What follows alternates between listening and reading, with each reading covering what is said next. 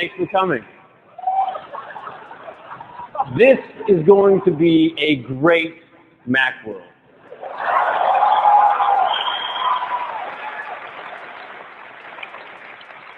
You know, everybody at Apple has been thinking different for the last couple of years. We're selling a lot of computers.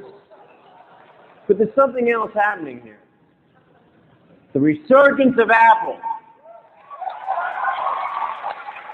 And you're going to see a lot of that today. We've got some great new products. Some really great new products. Some insanely great new products.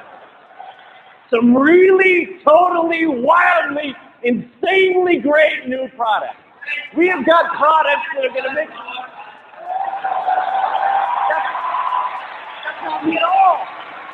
That's not me at all. You're blowing it. Look, you're supposed to come over here, open a water, get the slide clicker, then you can put your hands together. This insanely great thing, we stopped using that 100 years ago. You know?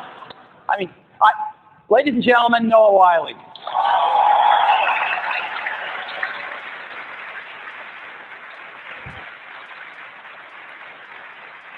I invited him here today so he could see how I really act, and plus because he's a better me than me. Thank you, thank you. I am just glad that you're not mad about the movie. What? Me upset? Hey, it's just a movie. But, you know, if you do want to make things right, you could give me a little part on ER. That'd be really great. Dr. Jobs, okay. Welcome aboard. Thank you very much. Thank you.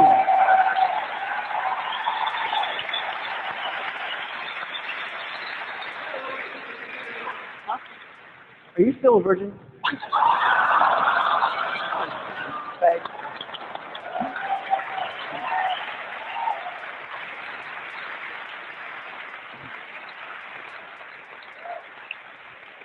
Ladies and gentlemen, Noah Wiley. Well, we have a lot to talk about today, so let's get started. The first thing I'd like to do is give you a business update on Apple, and the news is really positive. We just reported our third fiscal quarter profits for the quarter ending in June of over $200 million. And that is our 7th consecutive quarterly profit in a row. So Apple is now on a very, very firm financial footing. In addition to that, we crossed $3 billion in cash. And we feel so strongly about the future of Apple stock as an investment that we announced a buyback program to buy back $500 million ourselves over the next period from time to time. So we're very, very excited about that as well. Another thing that's really key is we've been bringing operational excellence back to Apple. And a great measure of that is inventory. And the way you measure it is how many days of inventory do you still own at the end of each quarter. And as of 2 quarters ago, we set a record for ourselves of 1 day of inventory. Well, how do you top that? Well, we did. We topped it with less than 1 day of inventory, 15 hours of inventory. Now, that's important because the more efficient we are, the more we can save money and pass it on in terms of lower prices of our products. And how does this compare to our competitors? Well, Compaq with 28 days of inventory, the direct twins of Gateway and Dell at 9 and 6 respectively, and Apple at 0.6 days. So we're very, very happy about this. And lastly, very pleased to announce that Mickey Drexler, the CEO of Gap Inc., has joined our board of directors. We've got a great board, and Mickey's going to make it even better. So that's a quick business update. Now I'd like to get on to the products. The first product I'd like to talk about is QuickTime. QuickTime is a core technology for Apple. We think this is incredibly strategic, and we think we are way ahead technically of anybody else. And the first thing to mention about QuickTime is that we recently hosted the largest internet event in history. Lucasfilm came to us and they said, would you please host the trailer for Star Wars I: The Phantom Menace? We want to put it out just in QuickTime because that's what our customers want. Our audience wants the quality that only QuickTime can give. And we said, sure. Now, we had to build a lot of infrastructure for this. We've learned a ton because over the last few months, there have been over 23 million downloads of this trailer. And everybody tended to go for the highest quality version, which was 25 megabytes. And so we've downloaded over 400 terabytes in the last few months. Off the charts. And the experience has been really terrific. Now, we also launched QuickTime 4. QuickTime 4 is the latest release of QuickTime, and it advances it in quite a few areas. We have some terrific new codecs in there to give us the best visual quality, the best audio quality. We also have a whole new look for the player, which has been very well received. But the largest single advance has been to add live internet streaming. We now do live internet streaming better than anybody on the internet for video and audio. And since we put this QuickTime 4 player on our website for download in the second half of April, there have been over 10 million downloads. This is huge. And so we are powering up with QuickTime, and we're going to give a real run for their money. So, what now? What do we do now? Well, today, we're announcing QuickTime TV. What is QuickTime TV? Well, we want to simply make the best experience for viewers to watch great video on the internet. And frankly, the experience isn't so terrific now for live streaming on the internet, as most of you know. So what do we need to do? What pieces do we need to put in place for QuickTime TV? Well, let's go back to regular TV first. The first thing we need is a television receiver, right? Your TV set. The second thing we need are television stations to broadcast content. But that's not enough, because a television station in California cannot be received out here in New York, or vice versa. And so you need a broadcast network to carry these television stations around the nation, or in the case of QuickTime TV, globally around the world. So you need a broadcast network. And lastly, of course, you need content. So these are the four things we've got to pull together to make QuickTime TV. Let's see how we're doing. On the television receiver, we've got the best one in the world in the QuickTime 4 player. Far superior in quality to anything else out there we know of. What about the television station? Well, we did a pretty radical thing with QuickTime 4 live internet streaming. Rather than base it on proprietary protocols like all of our competitors, we based it on totally open protocols, RTP, RTSP. And so anyone can write a server. Anyone can become a television station without having to pay us a server tax like they have to pay our competitors. And so in this totally open world, we even went one step further. We wrote a server conforming to these open standards called the QuickTime Streaming Server, and we're giving it away. There is no server tax. And we're giving it away in two forms. We're giving it away to run on Mac OS X server, and we're giving it away under our open source model called the Darwin Streaming Server. You can go to our website and download the full source code with full rights to use this off our website, and 25,000 people have downloaded this. 25,000. It's now running on Linux and a bunch of other operating systems, and people all over the place are starting to ask now, why should we have to pay for server software? Because they don't anymore, and they get higher quality to boot. So that is our television station. Anybody can become a television station now on the internet without having to pay a server tax. What about the broadcast network? What is that? Well, obviously, that's the internet. But it's not quite so simple. On the internet, there is so much traffic now that if you're trying to receive a broadcast in New York that's being broadcast in California, live streaming on the internet, it doesn't work so well. It gets interrupted quite a bit. The quality is quite low. There's no guaranteed transmission rates. And so the experience is not so terrific. Well, what are we going to do about that? We looked far and wide. We even had some of our own technology in-house. And what we found was that there was a company called Akamai, based in Massachusetts, that we decided to partner with on this. And we have combined our QuickTime streaming server technology with their internet rebroadcast network. What they've got is they've got over 900 servers sitting on the internet globally today. And those servers receive the QuickTime streaming broadcasts, buffer them up, and rebroadcast them to all the local recipients. So that when you receive a QuickTime streaming server broadcast on this QuickTime network, you're hopefully getting it from somewhere very local, and the experience is dramatically better than it's ever been before. And lastly, what about content? Content, we've got some awesome content on QuickTime TV. Some really great stuff.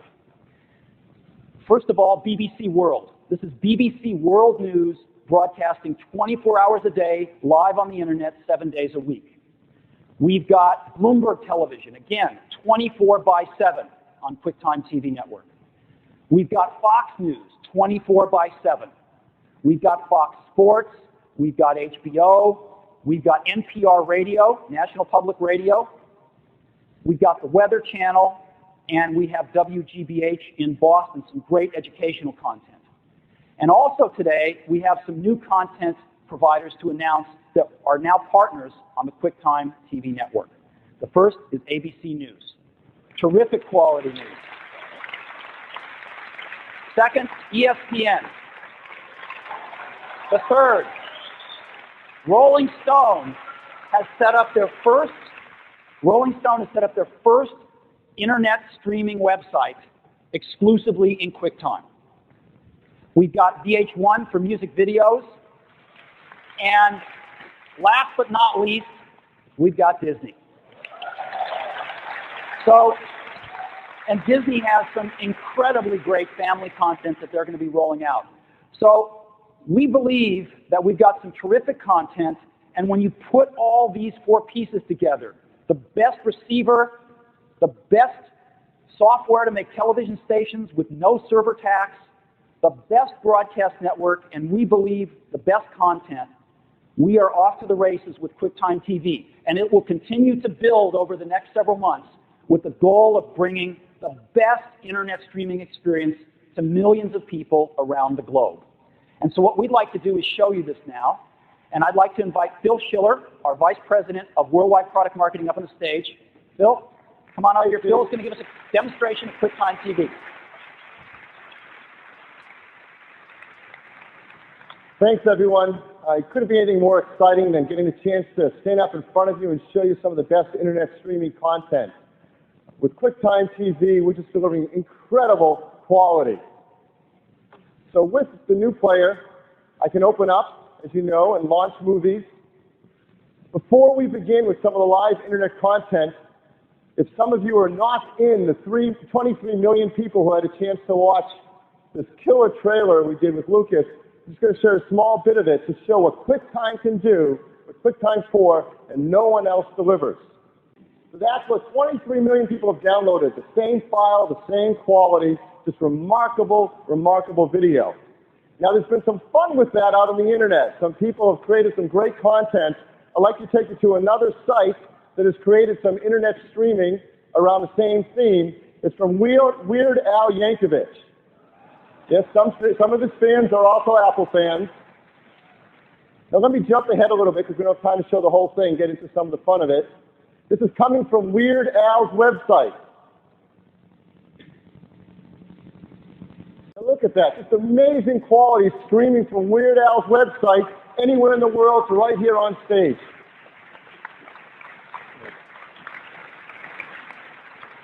The content is just incredible. So that's a streaming movie. We're watching a video movie. Let's go to some of the live stuff out there on the internet. And jump up here. Now it is live TV. I honestly have no idea what's on this TV channels right now, so it could be just about anything. Let's jump to BBC World.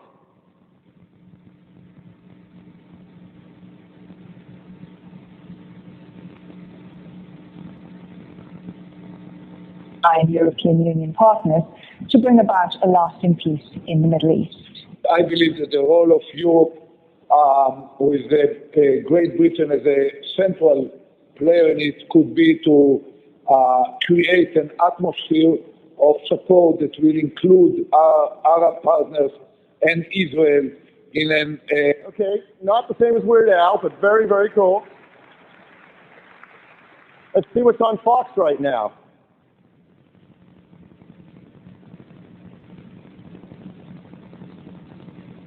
As you know, this has been a somber place for several days. Linda Surson is one of those people. Linda, how would you describe thank you for talking to us, first of all. We appreciate it very much. And we understand this might be difficult for you. How would you describe your reaction to the latest words?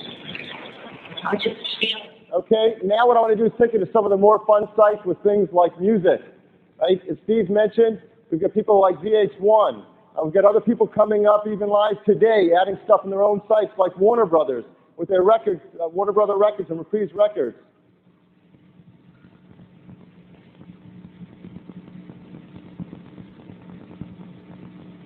So now this is another example of something entirely different. I've clicked on Warner Brother Records. It's taken me to, this is an internet stream right now, but it's Flash. It's using Macromedia's Flash plugin, which integrates completely with our QuickTime Stream and allows us to create interactive content. Right? So right here I have a bunch of albums I can click on. Let me select one, The Living End. It's going to launch a music clip from The Living End. Now you notice something, not only am I watching video, listening to music, but in the same stream, I've got interactivity right at the bottom there. While watching or pause like this anytime I want, I can actually click on interactive controls. In this case, with Reprise Records, I have a button right on the bottom that says, click here to buy this album. Let me click on that button in the QuickTime Stream. It's going to bring up my browser. It's going to take me to their website, right to the page where that album is, where I can go and choose to buy it if I want.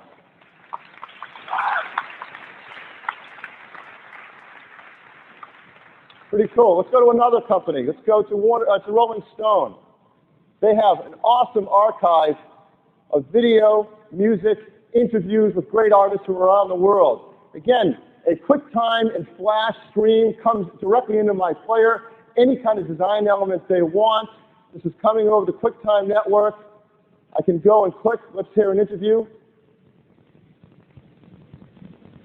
Very talented guy. For my last example, I could stay here and play all day, but what I like to do is go to my favorite, Disney. Disney's also using Flash and starting to deliver some incredible content to people over the web. So this is the Disney Channel inside QuickTime TV. It's completely interactive. And of course you see a trailer here that they've put up from a very anticipated movie, Toy Story 2. Should we watch it? So I click on it, it launches another QuickTime window.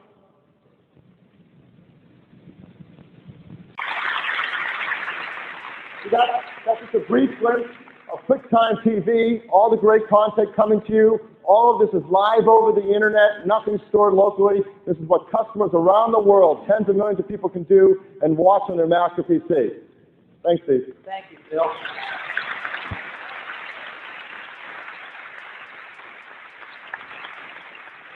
Looks like a good movie. Got to go see that one. You know, we are so excited about this QuickTime TV stuff, and more and more content is going to be rolling on to the QuickTime TV network over the next several months. It's just going to keep getting better and better. And because QuickTime started out as a technology to achieve very, very high quality, as we get more and more broadband, the quality in QuickTime TV is just going to scale right on up. And the other guys haven't even thought about how to deal with these quality issues. So we think we've got an incredibly strong strategic position for QuickTime TV and QuickTime in general. Now, the second thing I'd like to talk about today is macOS 9. macOS 9, we're going to give you a little preview of it today. macOS 9 is the next major release of the Macintosh operating system. It's going to ship in October, and it's got over 50 new features in it. Now, we don't have time to show you all 50 today, so we're going to show you one or two. And the one we're going to focus on is Sherlock 2. Now, for those of you running macOS 8.5, we shipped a feature in it last October called Sherlock. Sherlock, in our opinion, is a revolutionary feature. It allows you to search the internet in a far more powerful and easy way than ever before. You type in natural language what you're looking for, Sherlock figures that out, and then dispatches queries to up to dozens of websites and search engines simultaneously. As the results come back, Sherlock automatically ranks them by relevance, sorts them, and displays them in one window. And it's extraordinarily powerful. But it could be even more powerful. We started to get some feedback that people wanted ways to group target search sites almost the day after we shipped it. But we've gone much further than that in Sherlock 2. And so I'd like to get Phil back up here to give us a quick demo of Sherlock 2.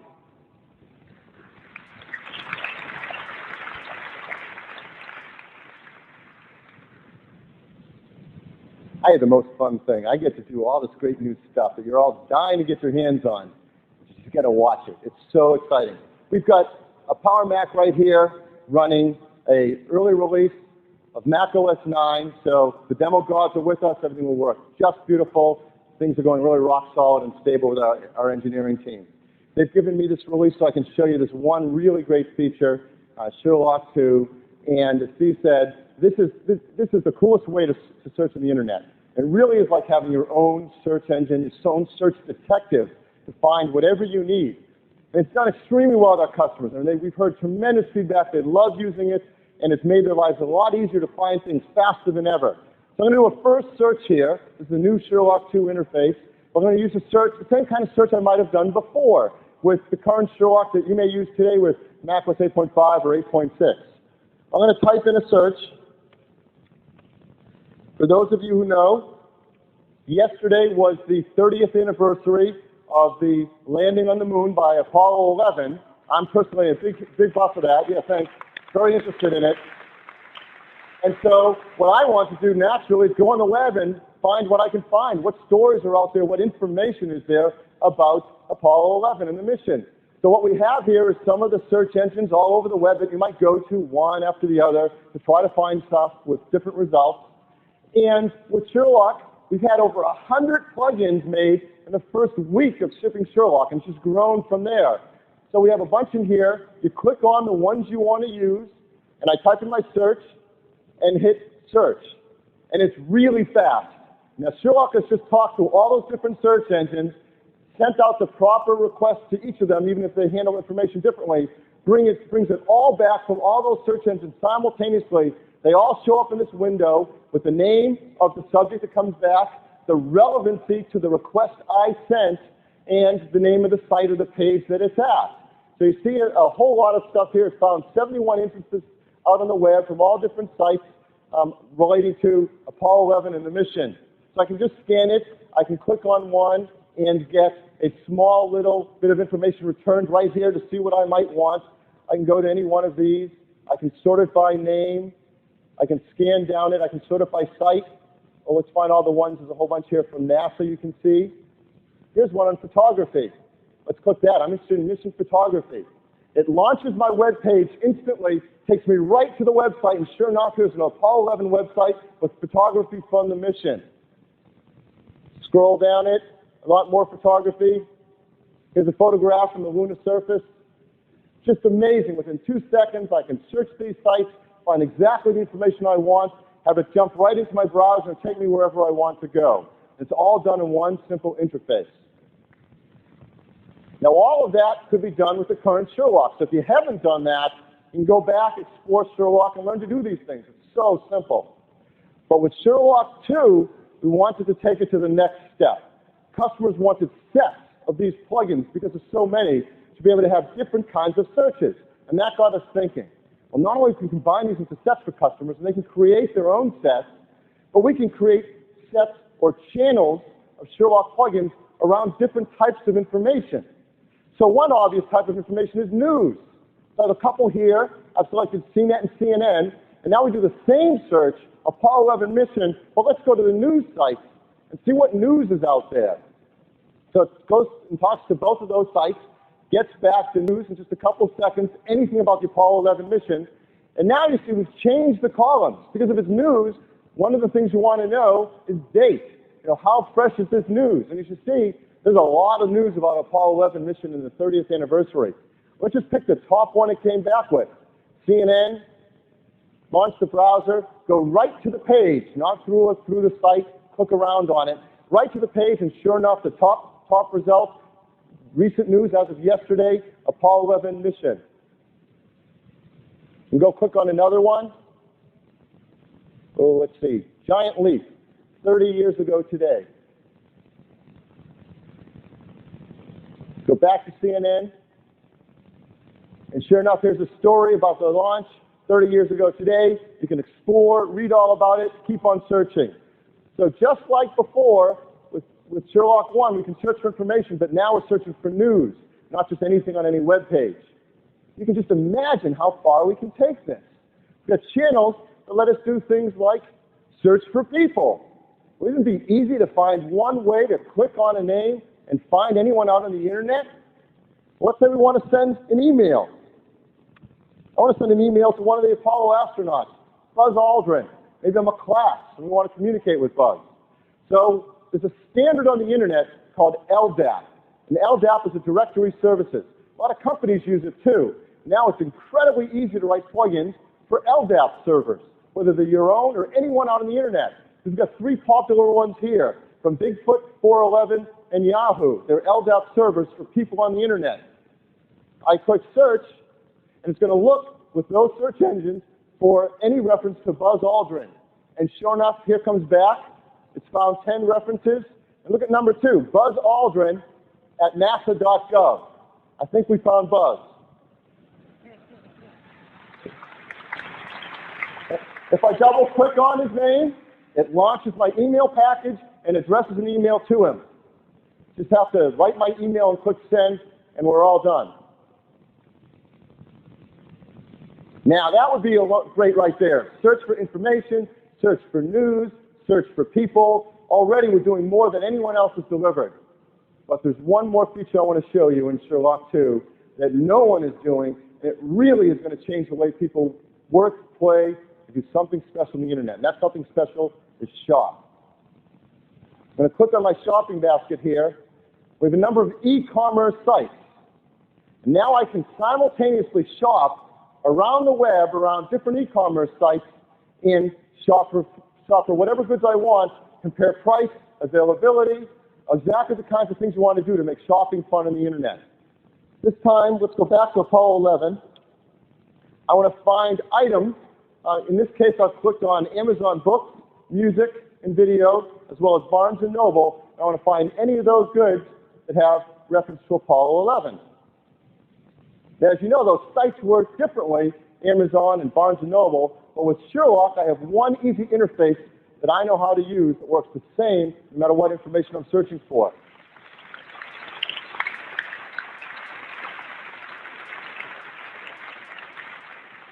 Now look what Sherlock 2 has done. It's not only brought back the results, but it's presented a new list of information. The name of the item, the price, and the availability. Just what I need to know to shop.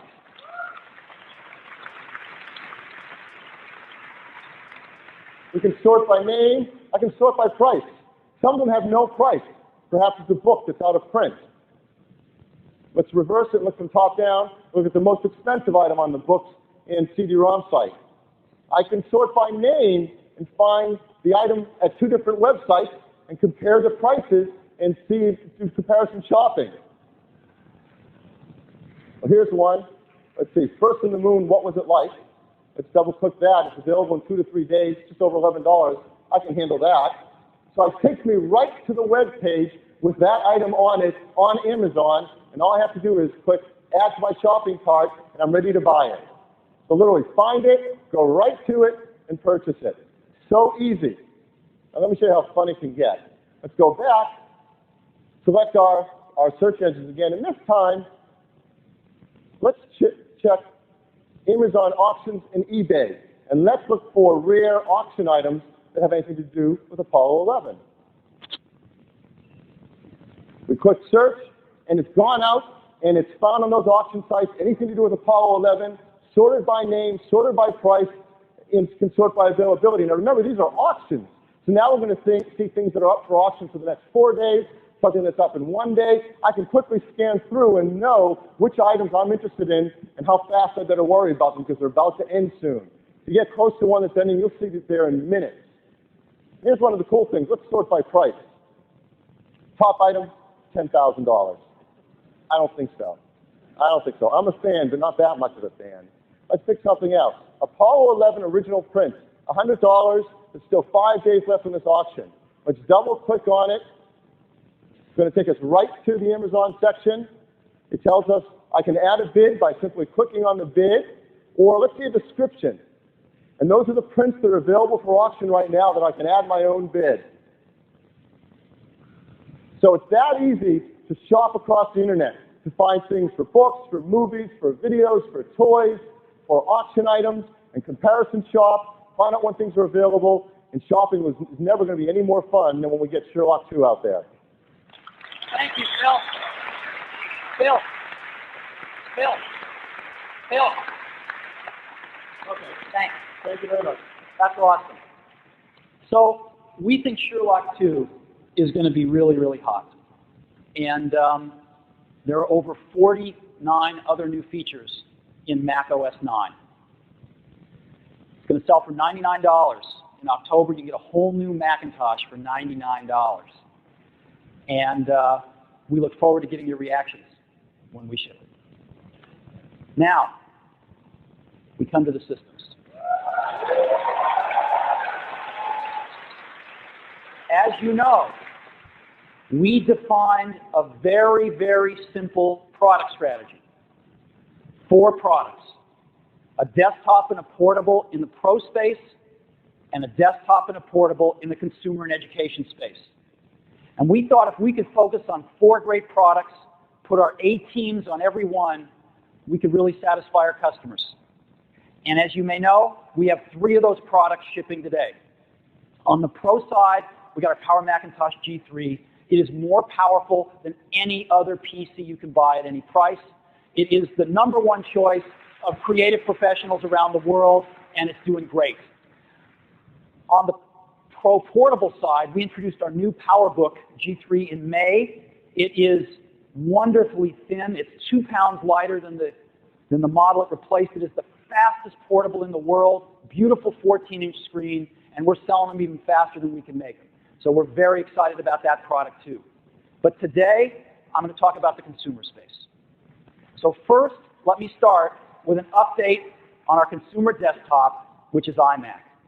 iMac is doing phenomenally well. As you know, we introduced the 5 colors. Our code name internally for that was Lifesavers in only January of this year. That's 7 months ago. Seems like a lot longer, doesn't it? Because these things have taken off like a rocket. We shipped more iMacs last quarter than any time ever since the product was announced. So iMac is going gangbusters. What's really interesting, though, is that iMac has become almost pervasive in our culture, and yet it's less than 1 year old. Doesn't it seem like it's been around longer than a year? We started shipping iMac last year on August 15th. So iMac's first birthday is in a handful of weeks from today. And I'd just like to review a few things that have happened during this last year. By the time iMac is 1 year old, we will have shipped a little shy of 2 million iMacs the first year. And what people are doing with these things is extraordinary. In the US, almost 90% of iMac owners, that's 9 out of 10, are using their iMac to surf the internet. And it really validates why the I is an iMac. Around the world, the average is 1 out of every 3 iMac buyers is a first-time computer owner. 1 out of every 3 is new to the Macintosh install base. And iMac's 1-year anniversary also marks the 1-year anniversary of us adopting Universal Serial Bus. When we were designing the iMac, we realized it was our chance to take a big leap forward in how iMac communicated with peripheral devices. And we dropped the legacy I/O that Apple had for something much better, something 30 times faster, something that really extended our leadership in plug and play because you could plug it in and unplug these peripherals even when the power was on. And the device drivers would just automatically configure on the fly. Much, much better. And so we decided to take the leadership role in USB. And we started evangelizing all of the device makers. And I'm proud to report that it's worked. We started off with 25 USB devices last September. There are now 125 shipping USB devices, with another 100 announced on top of that that will be shipping in the next few months. So very shortly, almost 250 USB devices are going to be shipping, and this is terrific. And I'd like to just highlight a few of them for you. NEC has just come out with a portable scanner. If you're into scanners, you've got to see this. I've got one here to show you. This little tiny, beautiful scanner is all based on USB. It's a flatbed scanner. It plugs right into your iMac's USB port. It gets its power from the iMac, so there's no wall transformer to come along with it. So if you need a portable scanner, this is very hot. Another thing that people have been asking for a lot are multi-function printers. These are devices that print, scan, and fax all in one unit. Well, there are 3 of them being introduced at the show today. 2 by Epson. Epson's got a great one for the consumer. Again, print, scan, and fax. And for a little bit more money, they've got one with a flatbed scanner on it. These are extremely high-resolution, beautiful color devices, all USB. Canon is also introducing one at the show. You can see all of these in our booth. So we are really, really happy with the progress of Universal Serial Bus, and of course we are rolling it out across our entire product line. Another thing that's happened in iMac's first year is there have been almost 4,000 new and renewed Macintosh applications announced since iMac shipped on August 15th. And this is essential. It means that developers are coming back to the Mac and are recommitting to the Mac in a very big way. And this is one of the most important things we do, and I think we've seen a tremendous amount of success during the last year. And I'd like to highlight just a few of those for you now. One is Disney. Disney does great CD-ROM products around their films. And again, I'm very pleased to report that when Toy Story comes out, they're coming out with 4 great CD-ROMs, all 4 on the Mac, day and date with the movie. So they're doing some wonderful family products on the Mac that will be coming out this fall. Another one I'd like to highlight is a game from Bungie. Now, we put an initiative in place to get games back to the Mac. For some reason, Apple forgot about gaming, and gaming is really great. So we went to the best game authors in the world, and we let them beat us up. And they did. And they told us what we needed. They said you need much better hardware 3D acceleration, and you need to choose the highest performance software to interact with that. So we have a great software platform upon which to write our games. And that software platform is OpenGL. And so we started building much higher performance 3D hardware into every computer we make, and we adopted OpenGL and implemented it. We now have one of the fastest, cleanest implementations of OpenGL out there. So we are starting to see some great games come back to the Mac, but this is one of the coolest I've ever seen. This game is going to ship early next year from Bungie, and this is the first time anybody has ever seen it. It's the first time they've debuted it. And so I'm very happy to welcome on the stage Jason Jones, who is the co-founder of Bungie and the Halo project lead. Halo is the name of this game, and we're going to see, for the first time, Halo. Welcome, Jason. Thanks, Steve. Yep.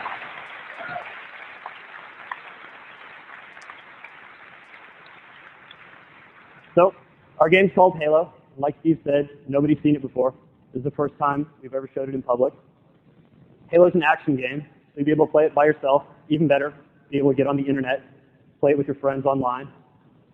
Our multiplayer games can be heavily focused on cooperative team play rather than playing as an individual. QuickTime's really cool, but what I'm about to show you is not a QuickTime movie. Everything you're about to see is being rendered in real time on a Macintosh using OpenGL.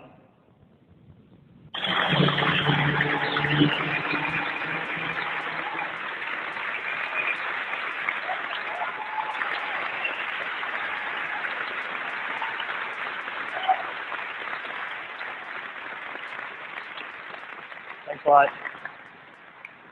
Halo's still a work in progress, and when it comes out first half of next year, it's going to be even better. Thanks, everybody. Woo! That's the best yet, isn't it? Isn't that awesome? One more thing to show you today in the application side. We are really pleased to announce that IBM is going to be bringing their VIA Voice speech recognition technology to the Mac. And this stuff is world-class stuff. It's wonderful. And I am very pleased to invite Ozzy Osbourne up on stage. Ozzy's the general manager of IBM Speech Systems. They're going to give us a demo. Ozzy? Hi, Steve. Steve, it's great to be here. IBM and Apple have had a long relationship over the past years, and it's just great to be able to announce our leadership speech technology VIA Voice on the Mac platform. We really are excited. I think this is the first of a long story about where we're going to get to in speech enabling an easy-to-use interface, the Mac, and we're going to make it easier with voice recognition. But instead of talking about it, I think the best thing to do is to demonstrate it. What I'd like to do is introduce Jeff Kuznets from our development lab to come up and give us a show. So Jeff, come on up.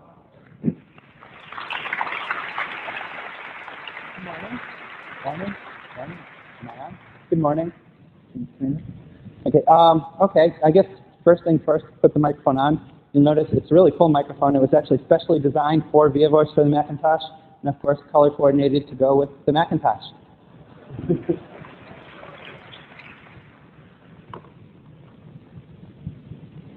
Mom, comma, new paragraph. Check it out! Exclamation point. I'm sitting on a stage in New York City with Steve and Ozzy. Period. No, comma, not that Ozzy. Period. This one doesn't eat that. Period. He talks to computers. Period. And that's exactly what I'm doing right now, semicolon. Sitting here talking to a blue Apple Macintosh using VIA Voice for the Macintosh. Period.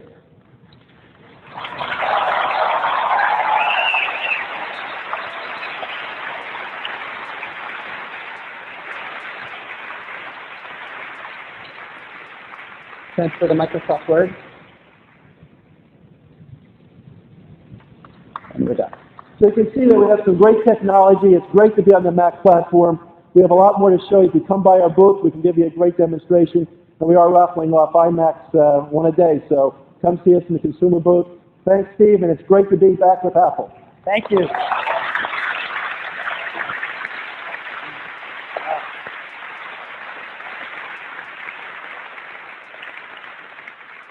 How hong to you too, Ozzy. It's an IBM greeting. Okay. So, almost 4,000 new apps in the last year. And those apps contribute to the over 13,000 Macintosh products that are shipping today that you can go and see in the Macintosh Products Guide on apple.com. So please check it out.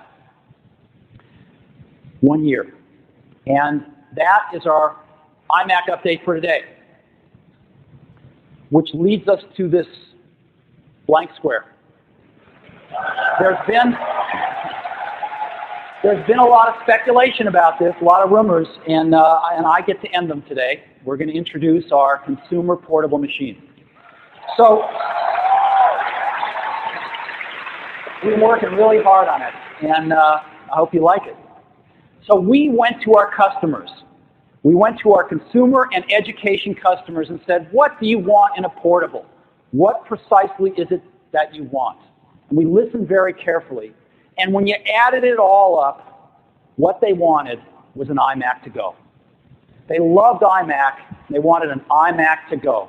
Could we make an awesome iMac to go? And we have done that, we hope. So first of all, what are we going to call it? Just so we have a name to refer it by. Well, as you know, we tend to start our consumer products with the prefix I, and our pro products with the prefix power. And we tend to end our desktops with Mac, and we tend to end our portables with book. So since we're such logical folk, iBook is the name of this product.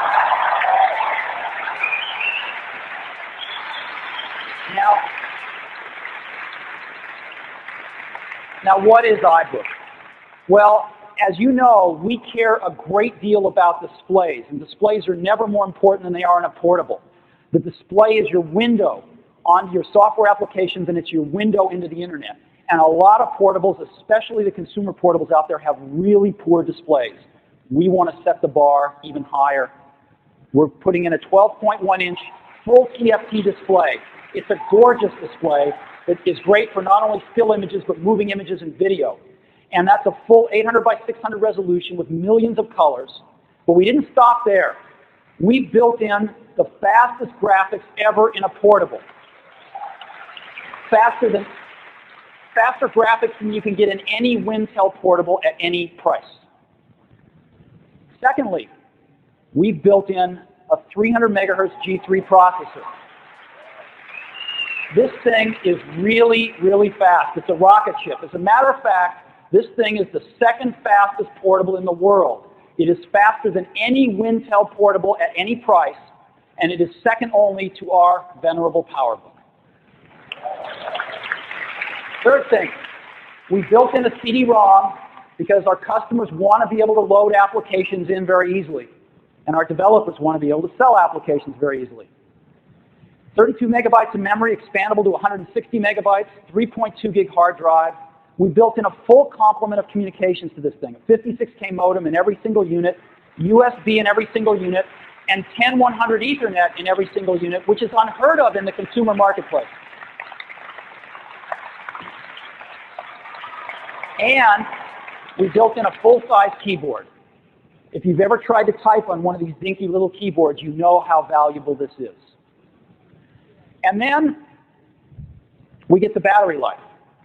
With all of these features, with this 300 megahertz G3 processor, with this gorgeous 12-inch screen, we still wanted groundbreaking battery life. We wanted battery life so good, you'd never have to buy a second battery. You don't have to bring your charger to school all day long or carry your charger a lot of places that you've had to in the past. And our engineering team has really come through on this. With these incredible features, 12-inch screen, super fast processor, all this communications, we have achieved 6-hour battery life on this product. So you've got an all-day battery life product now that you don't have to take the charger with you during the day. And that's what we were shooting for. So that's iBook. And what I'd love to do is show it to you right now.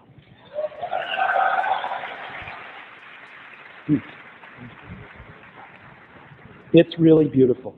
This is what it looks like. Right? That's what it is. And it's got some beautiful features on it. First of all,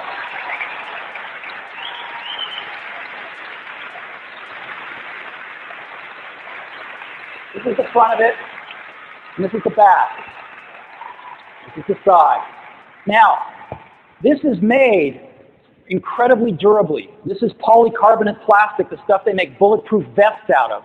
But we've gone one step further. We've double shot it in rubber all the way around. So what you see in orange is all rubber. It feels wonderful, and it makes the unit even safer to travel with. Again, all on the back. When you open it up, it's really beautiful inside. Again, full-size keyboard and pointing device, beautiful 12-inch screen. Here's the communications. On this side, the communication ports all on the side. CD-ROM comes out this side. And let me tell you a few other really great things about this. One of the most incredible, it has a handle. And so it has something that no other portable on the market has. But it's also missing something that every other portable has. Notice anything missing? A latch. There's no latch on the iBook. It works like your cell phone to beautifully close and stay closed and yet lift just by your finger. It's really beautiful. And we are going to be offering these in two colors, tangerine and blueberry. And they're both really, really beautiful. Thank you. So, let me show you some slides on this so you can get an even better look. Thank you.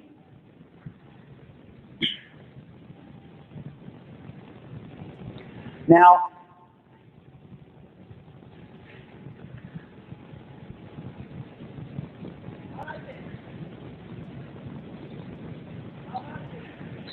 this is what we're up against, remember. This is the #1 selling consumer notebook in the world, right? And this is iBook. It's really, really beautiful. This is the front. This is what it looks like open. This is the back, which is even more beautiful than the front of the other guy's computer. This is the side, and again you can see that double-shot rubber cutting across. Let me show you the CD-ROM, how it pops out. Isn't that nice? Just pops out of there. And let me show you the other side. This is the communications ports. We've got a modem, Ethernet, and USB coming right out the side. No doors to open or anything else. We've also got the handle, right, which is really nice. And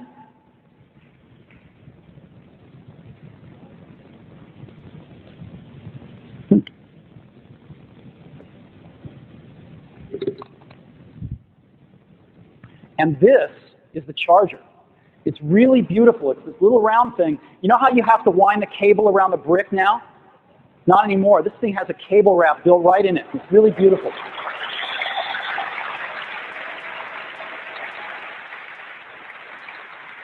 And so, again, we're going to ship iMac in tangerine and blueberry, 2 wonderful colors. You'll be able to see them out in the booth. They're really, really great. So what are we going to price this at, and when is it available?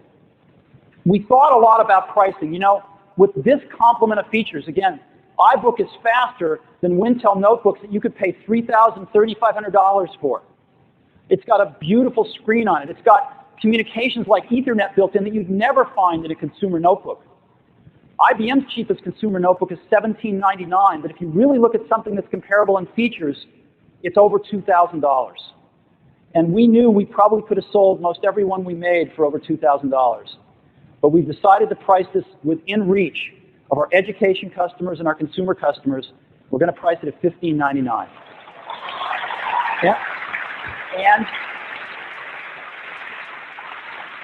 And it'll be available this September in volume. So $15.99 this September in the stores. And you can order them today right on the Apple Store or through your favorite dealer. We are accepting orders as of today on the store and in the channel. So this is iBook, and it's really great. And what I'd love to do, and of course this completes our product matrix, right? We finally now have all 4 products in the grid, and we're going to be shipping all 4 of them by September, and we're really excited about this. So I've got a few television ads, if you'd like, that we're still working on, but I'd love to get your opinions on for iBook if you want to see them. You want to see them? Okay. So here's what I want. I'll show them. They've got a few seconds of space in between, and after you see them, I want to do an applause-o-meter, right? So you can applause in the meantime, but afterwards, remember your favorites, and I want to get back your opinion on the favorites. So let's go ahead and run the TV ads now.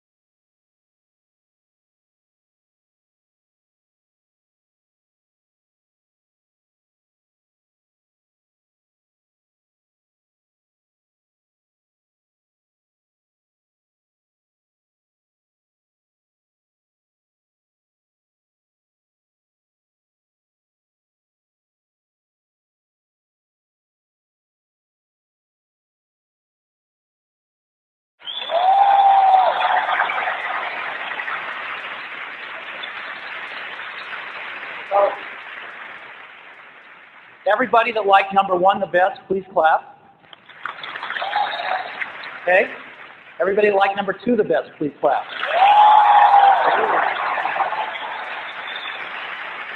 Okay. Everybody that liked number 3 the best, please clap. Okay. And everybody that liked number 4 the best, please clap.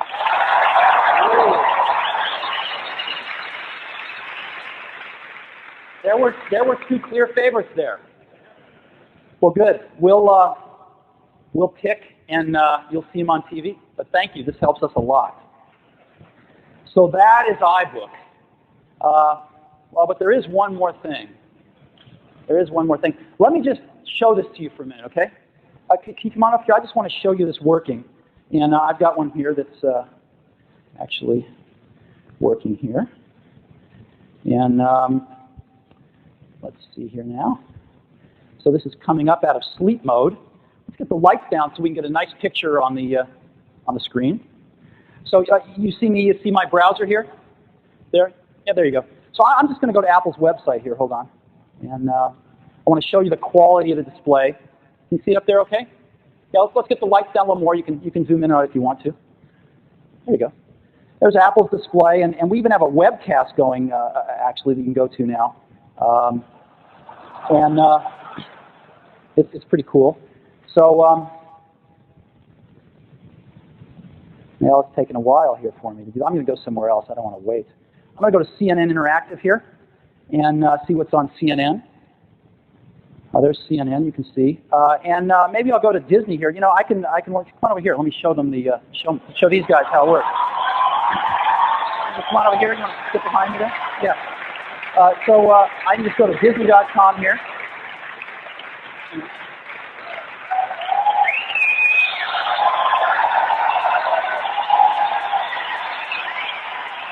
Oh, you notice something? Thank you. You notice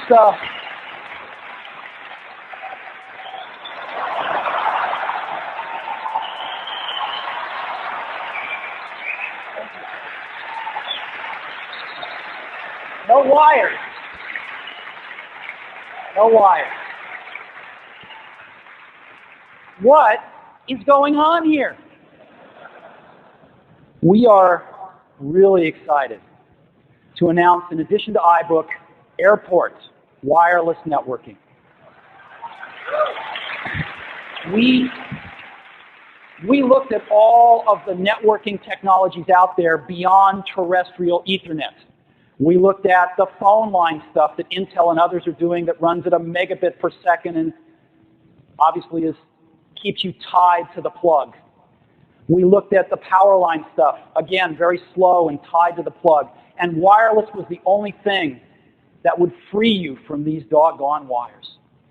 And we decided to go for it. And we are so excited about this. Airport wireless networking. It's a wireless LAN. It runs at 11 megabits per second.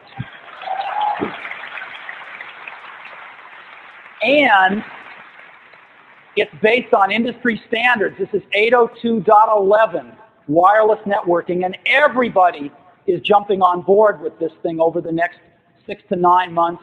So all sorts of devices are going to be able to interact with Airport. We're just going to be there first and best. And the specification also incorporates quite a bit of privacy protection, so everything you send out is encrypted. A lot of privacy.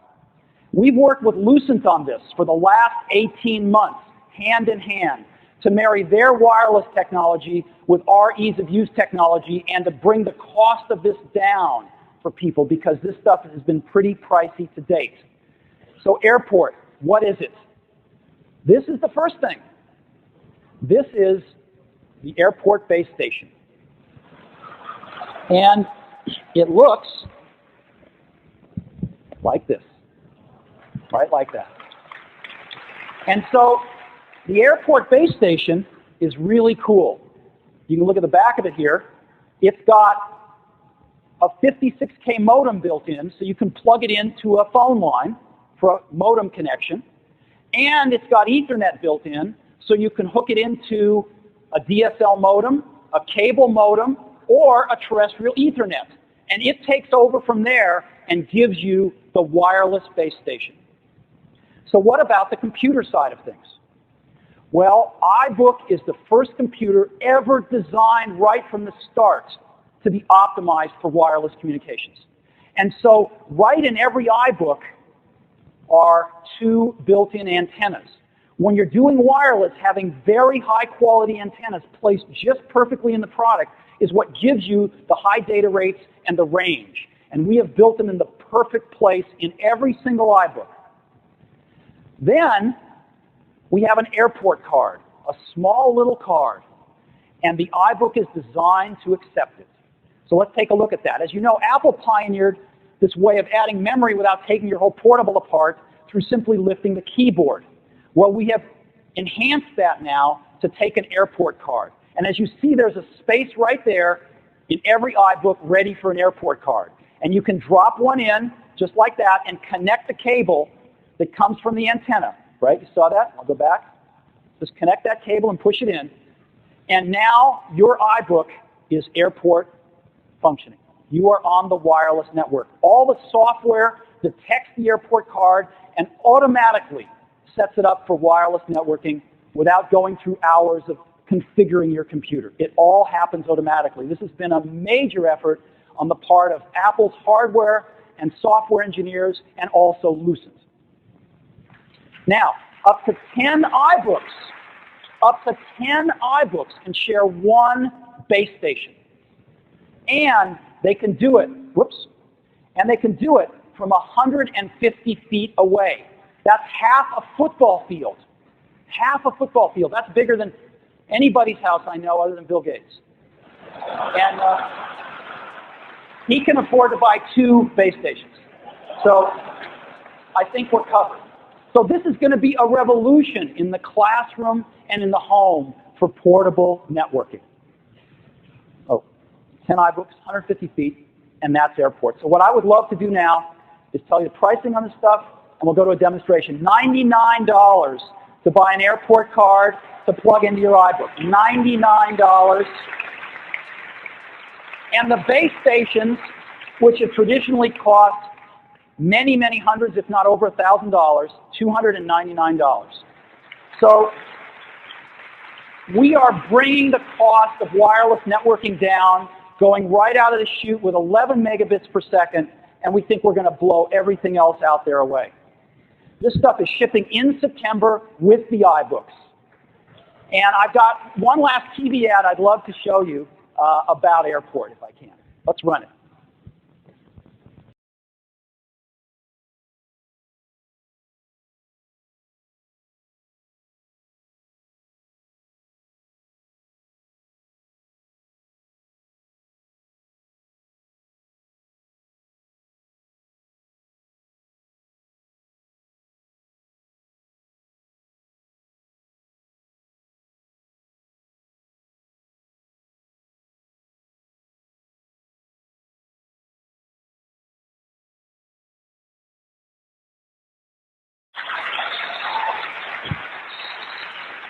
Oh.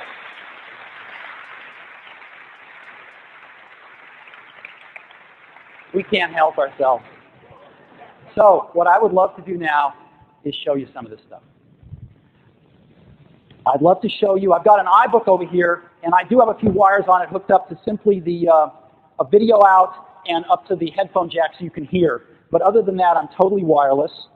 And so let's go ahead and I'm waiting for the unit to wake up here.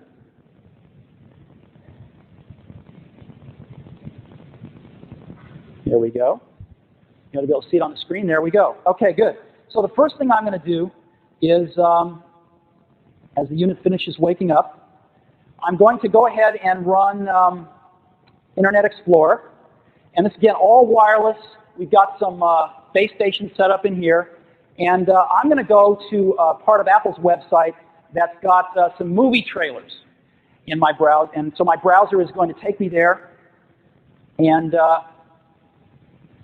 we've got a James Bond trailer here.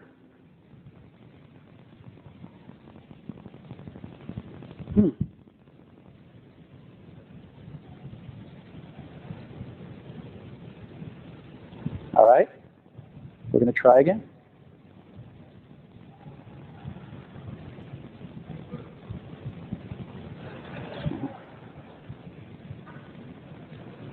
Whoa.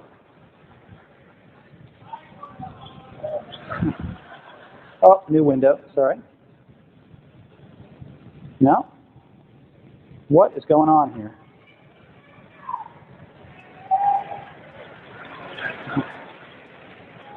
Here we go. And so I'm going to try this. If it doesn't work, I'll try something else. So here we go.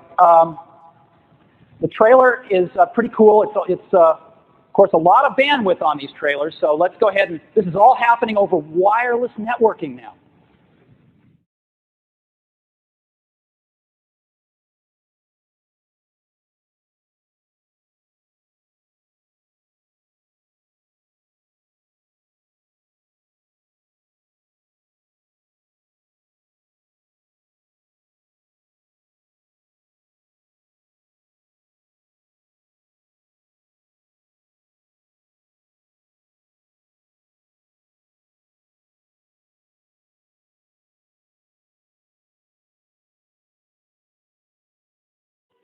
You get the idea. Over wireless networking.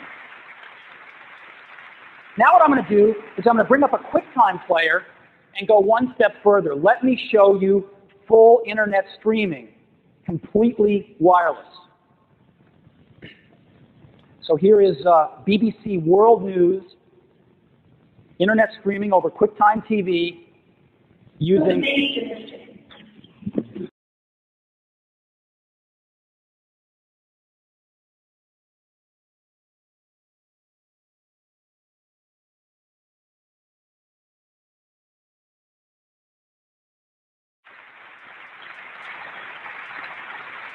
Now, I'm going to do one last demo.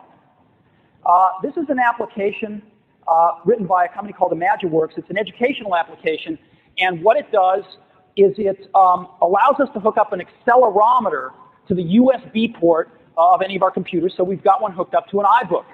And this application is transmitting that accelerometer data from an iBook that Phil Schiller has to my iBook here. And so we'll be able to see it on the screen. So I'm going to go ahead and connect to Phil's iBook here. And I've got to type in a magic incantation here. phil.inch.com. All right. Now, hopefully I will be connected to Phil's iBook. I think I am. Phil, you want to rattle your iBook up and down, get that accelerometer going? There it is. There's Phil.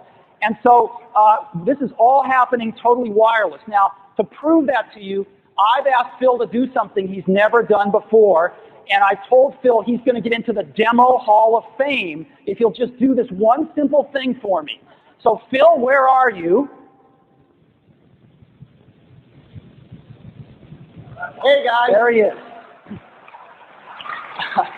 So tell us what here. I've got the iBook. It's got the accelerometer attached to it, and it's going to be a better place to prove it's really wireless. I am up here. Well, that's great. So what are you going to do for us, Phil? I thought maybe I'd just throw it off the side and try to get some acceleration going. Well, that could be good, but I think it's something a little more drama to it. I think you should jump. I'm sorry, I don't think the mics are working. You said what? I think you should jump. All right. I don't know, you guys think I should do it? I don't think I know anybody really out there. Okay, so why don't you go ahead and rattle a PowerBook. Prove it. Just to show us it's still working here. There we go. So any last words you want to say, Phil? Well, I did a demo of Apollo 11. Since it's the 30th anniversary, it's probably the appropriate thing to say is this is definitely one small step for a man and one giant leap for wireless networking. Okay. So let's count Phil down. We're going to go 3, 2, 1, jump. Ready? 3, 2, 1, jump. Woo!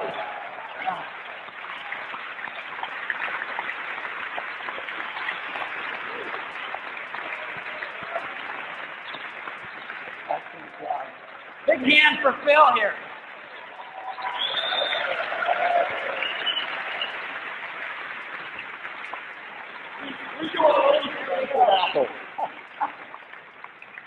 Thank you. You know, nothing is beyond the call of duty at Apple.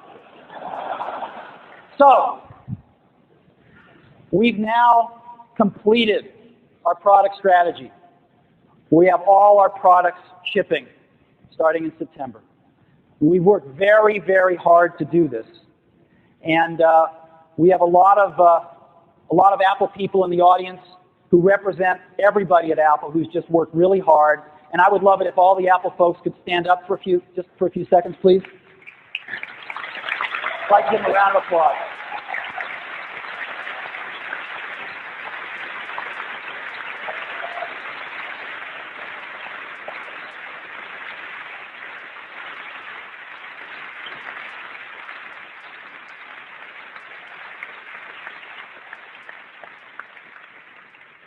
Phil and I get to stand up here and have all the fun, but it is a real privilege to be working with the executive team that we've got at the company, which is the best I've ever worked with in my life, and all of the incredibly talented and dedicated people at Apple that are working really hard to make some incredibly cool products for you.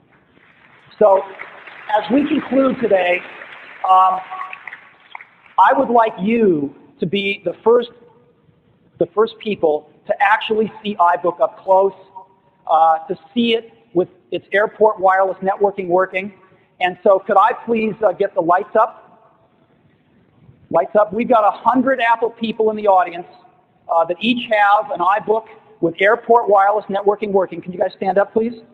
And so there's somebody not too far from you, and you can get your hands on an iBook and be the first people in the world outside of Apple to actually see it. So thank you very much, and we'll see you at the show. Bye-bye.